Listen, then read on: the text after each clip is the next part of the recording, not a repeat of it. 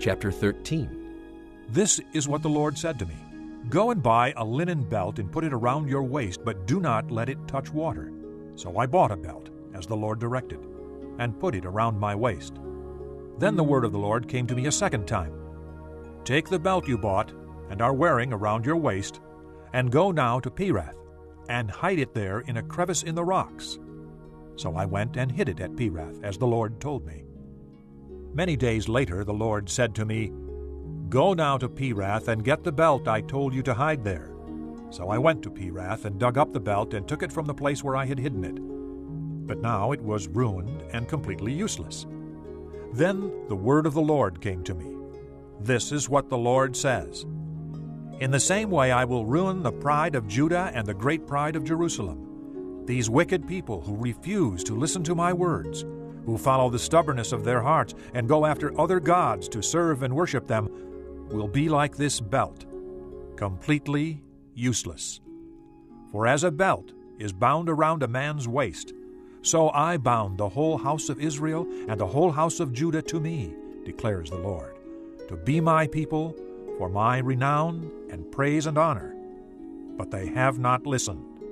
Say to them, This is what the Lord, the God of Israel, says.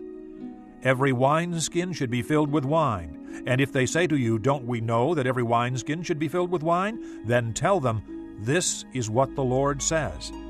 I am going to fill with drunkenness all who live in this land, including the kings who sit on David's throne, the priests, the prophets, and all those living in Jerusalem. I will smash them one against the other, fathers and sons alike, declares the Lord. I will allow no pity or mercy or compassion to keep me from destroying them.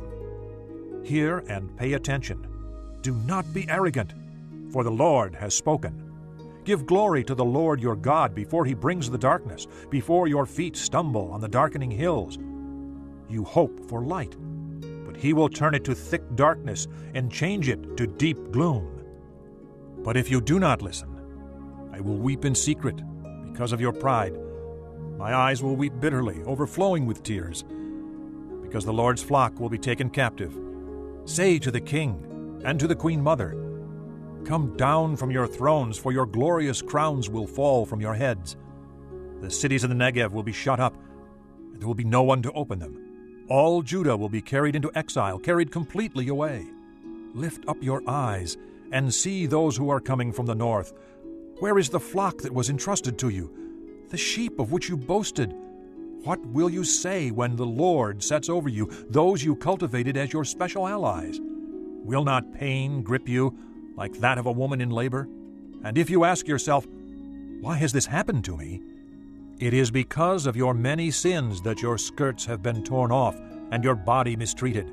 Can the Ethiopian change his skin, or the leopard its spots? Neither can you do good who are accustomed to doing evil. I will scatter you like chaff driven by the desert wind. This is your lot, the portion I have decreed for you, declares the Lord, because you have forgotten me and trusted in false gods. I will pull up your skirts over your face that your shame may be seen, your adulteries and lustful neighings, your shameless prostitution. I have seen your detestable acts on the hills and in the fields.